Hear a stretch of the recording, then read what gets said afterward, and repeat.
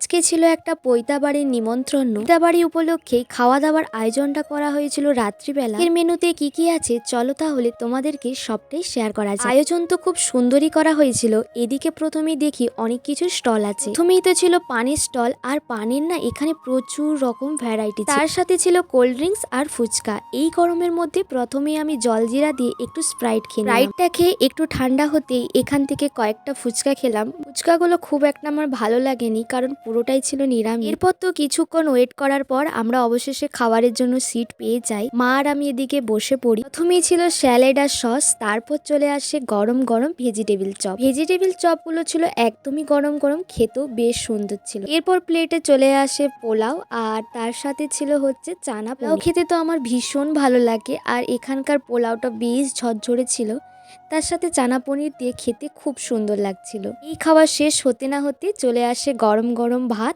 আর তার সাথে ভেজ ডাল। খ্রিস্টান বাড়ির এই ডালটা হয় ভীষণ সুন্দর খেতে, আমার না ভীষণ ভালো লাগে।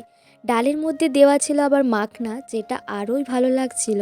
এর সাথে ছিল মিক্সড ভেজ, যেটা ভীষণ সুন্দর হয়েছিল খেতে, আমার তো ভীষণ ভালো লাগছিল। তারপর ছিল পটল পোস্ত, আর পটলগুলো দেখো কি সুন্দর লম্বা লম্বাভাবে কাটা আছে, বাট পটল পোস্তটা খুব একটা টেস্টি হয়নি।